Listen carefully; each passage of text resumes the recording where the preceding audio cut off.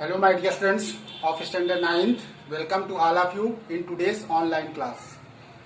Dear students, myself Ravi Bhushan Dwivedi. Dear students, as you know that we are just going to revise the particular chapters related to physics, chemistry and biology. Our revision is in progress. So dear students, keeping the importance of revision, today we are just going to revise the biology chapter 1, the fundamental unit of life, that is cell. You have seen the previous revision video in which we have discussed about a lot of contents, just like types of cells, discovery of cells, cell theory, prokaryotic and eukaryotic cells, division of labor, all types of theoretical discussion we have completed. Today we are just going to describe the importance structures. You can see here animal cell. Okay students, I have described about the organelles, okay, organs, cell से जहाँ से शुरू किए थे. तो आज हम लोग जो डिस्कस करेंगे वो स्पेशली हम लोग डिस्कस करने वाले हैं एनिमल सेल के बारे में. तो dear students, you can see on the black board there is a from particular arrangement of the animal cell. You are looking various kinds of structures in the cell. Okay, if you talk about the cells discussion, so it is a microscopic study. It is impossible directly to analyze the cell. We can't see the cell directly because it is a microscopic study. We have to require a large amplification types microscope. Okay, so dear students, as you are looking here is the outer covering part of the cell. Okay, outer covering part of the cell, which is known as the cell membrane.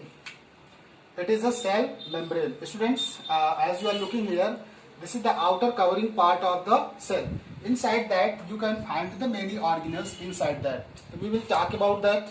So first of all, start from that. First, that is the all cell organelles are enclosed inside a membrane, which is known as the cell membrane, जिसे plasma membrane भी कहते हैं.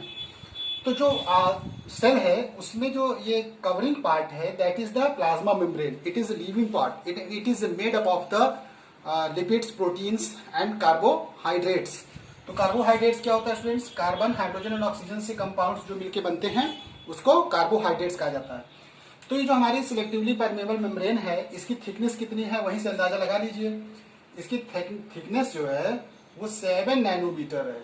ठीक है, और 7 nanometre होने का मतलब है 7 इंटू 10⁻⁹ मीटर, क्योंकि 1 नैनोमीटर इक्वल टू 10⁻⁹ मीटर. तो you can estimate there the diameter thickness of the cell. So these are the microscopic study which we are talking here. So what is the importance of the cell plasma membrane? It helps in giving the shape and size of the cell.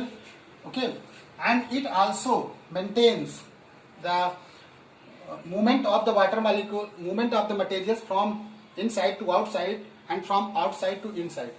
It is called selectively permeable membrane because it allows only those substances to exit.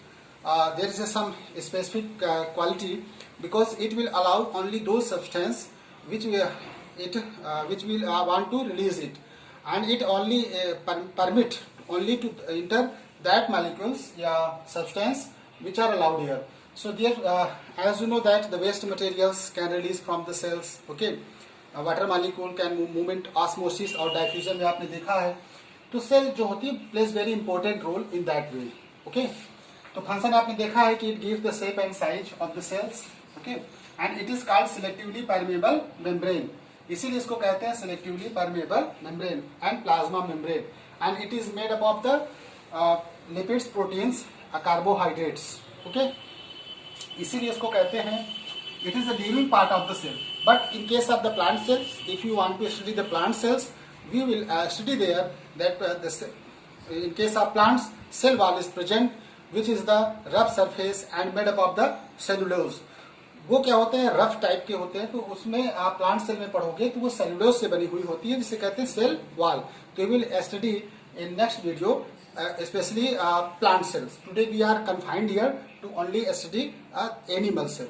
Okay students, that we have cleared here. Okay, now let us move to another important organ system, that is there is an important we are going to study about the nucleus. अब हम लोग जो पढ़ेंगे nucleus के बारे में पढ़ेंगे. Okay students, तो ये आप देखोगे ये आपका पूरा होल जो है ये न्यूक्लियस है. न्यूक्लियस आपका ओवल शेप, स्फेरिकल शेप में हो सकता है. It is a double membrane covered and it is double membrane by membrane. Okay, and there is a fine pore inside the इन्वलर. आपने देखा है कि जब प्रोकैरियोटिक सेल और यूकैरियोटिक सेल में देखा था तो प्रोकैरियोटिक सेल्स में वेल डिफाइंड न्यूक्लियस नहीं था. ओके, वहां पे वेल डिफाइंड न्यूक्लियस नहीं होता है. तो अब डियर स्टूडेंट्स, जो न्यूक्लियस है this is the central part of the whole cell. In the absence of nucleus we can't imagine the cell. Okay, because nucleus controls the all cell system, and we can say that there is a genetic materials inside the nucleus. Nucleus में genetic material just like DNA and chromatin thread like structure is found. Okay, and due to that it transmit the hereditary characters from one generation to new generation, यानी from parents to new offsprings, new born baby या new offsprings की ओर जो transfer होता है वो ये क्या करती है, हेरिडिटी कैरेक्टर को ट्रांसफर करती है, यानी जीन को, क्योंकि न्यूक्लियस के अंदर होता है genetic materials that is known as the DNA gene. Okay, DNA deoxyribonucleic acid. तो अब यहाँ पे हमने देखा इसके अंदर एक आपका न्यूक्लियोलस भी है. Okay, nucleolus is the densest, ये बहुत ज्यादा डेंसेस्ट है. न्यूक्लियोलस भी इनसाइड दैट न्यूक्लियस, आप देख सकते हो यहाँ पे न्यूक्लियोलस भी है. तो न्यूक्लियोलस क्या करता है, it regulates the chromosomes and it has the specific function there. तो आप यहाँ देख सकते हो सबसे ज्यादा इंपॉर्टेंस रोल किसका है, न्यूक्लियस का है. Nucleus as the central part of the system. It is found in animal cell at the middle part, but in case of the plant cells, it is found in back side due to the presence of the large vacuole. In case of plant cells, plant cells में क्या होता है, जो vacuole होते हैं sac-like structures, that is the found in the greater size. So that's why the nucleus shifts in that side. तो लेकिन यहाँ पे आपने देखा है कि central part में है. Okay students, तो nucleus का आपने देख लिया. Let us move to another part, that is the mitochondria. This is the mitochondria, students. So mitochondria, just you are looking the just like a spherical oval shape, round-like structures, and it is also double membrane bonded. Okay, and you can see there the structures just like crystal, finger-like projections. You can see there inside. ये आपने देखा होगा कि यहाँ पे जो अंदर के जो फोल्डेड हो गई है, ठीक है. तो ये क्या करते हैं कि ये फोल्डेड होने से क्या होता है कि it can acquire large surface area to maintain the to sustain to retain the food materials and other things for longer time. Mitochondria is called the powerhouse of the cell. Dear students, all of you know it very well. Mitochondria is known as the powerhouse of the cell. Mitochondria को हम लोग power house of the cell कहते हैं. क्यों कहते हैं, क्योंकि the sugars या food materials, the complex food materials is broken down into simpler substances. Okay, and it helps in the cellular respiration.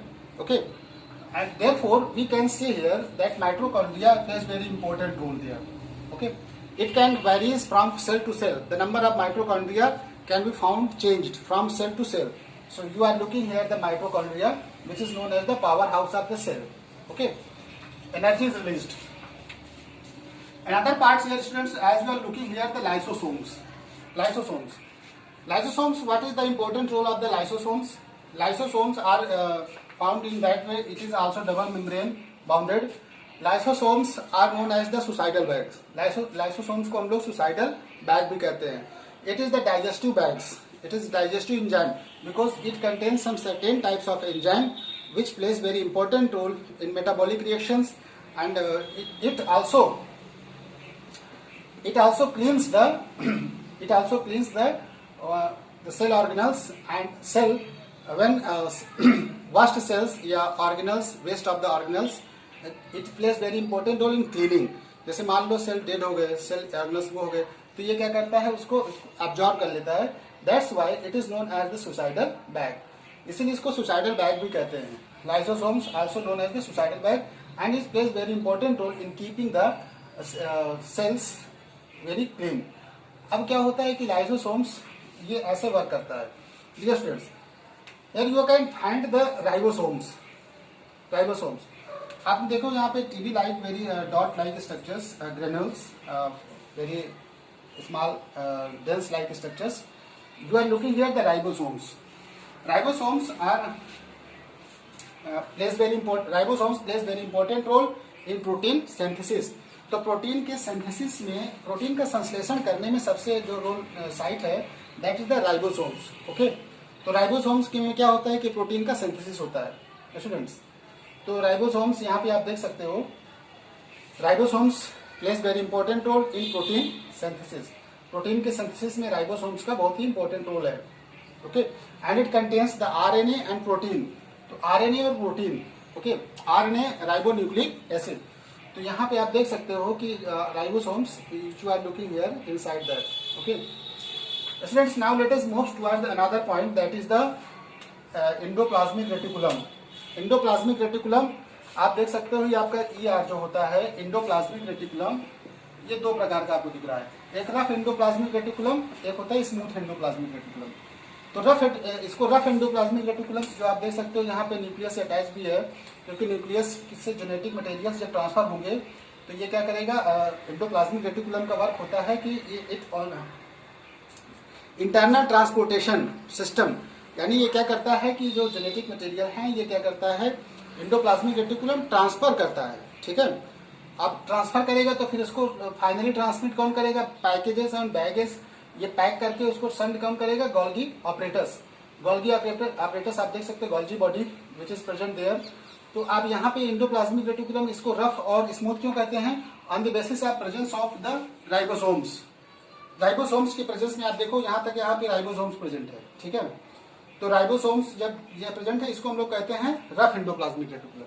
और इधर जो आप देख सकते हो स्मूथ एंडोप्लाज्मिक रेटिकुलम. तो smooth endoplasmic reticulums this types of system can be found in case of the liver cell. जैसे हमारा लीवर सेल होता है, लीवर सेल, तो लीवर सेल में आपने देखा है, देखोगे कि उसमें स्मूथ एंडोप्लाज्मिक रेटिकुलम होता है. और लीवर सेल में क्या होता है, जैसे मान लो कभी कभी कोई हम लोग कोई टॉक्सिक मटेरियल्स बॉडी में एंट्री कर ले, टॉक्सिक मटेरियल बॉडी में आ जाए, तो उस टॉक्सिक मटेरियल को बॉडी में आने में उसको डिटॉक्सिफाई कौन करेगा, ये इस endoplasmic reticulum, that is plays very important role. Okay students, तो ये देख सकते हो आप, इस एंडोप्लाज्मिक रेटिकुलम का ट्रांसफर है का काम है कि ये ट्रांसफर द, तो it also plays very important role in protein synthesis. And there is another point here is important, that is the Golgi body. तो Golgi body is known as the secretary of the storage. अब ये क्या करेगा, it only packages and transfer the materials which are sent to the endoplasmic reticulum. तो अब यहाँ से जो जेनेटिक मटेरियल्स होंगे ये सब सारी चीजें ट्रांसफर होंगी.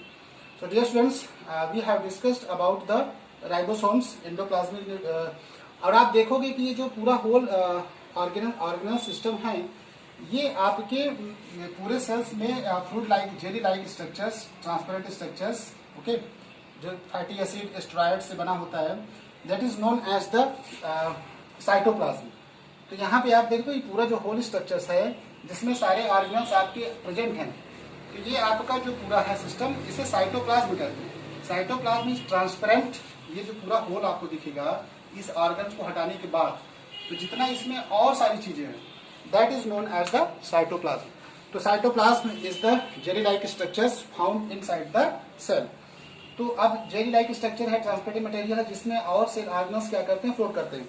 और साइटोप्लाज्म का रोल क्या है कि cytoplasm plays very important role in change the material from cells to another cells from and it maintains the all cell organelles there. ये सेल ऑर्गेनल्स को क्या करता है, मेंटेन करता है, सभी ऑर्गन सेल ऑर्गेनल्स को फिक्स रखता है.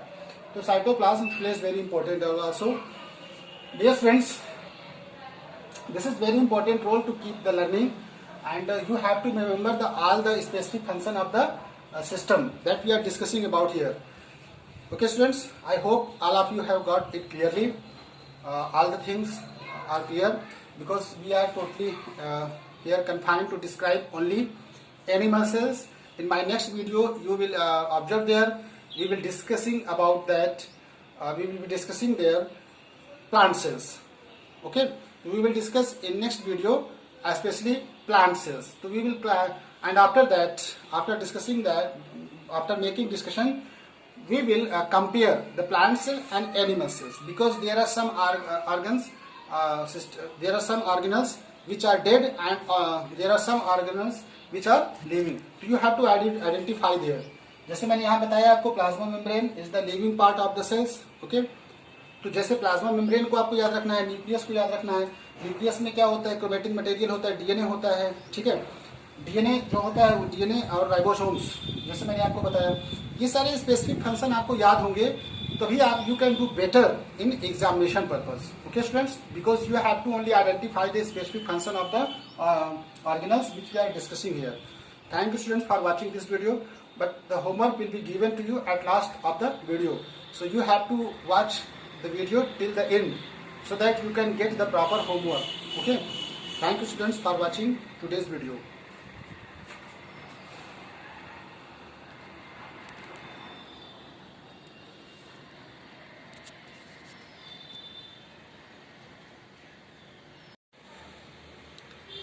My dear students, take a screenshot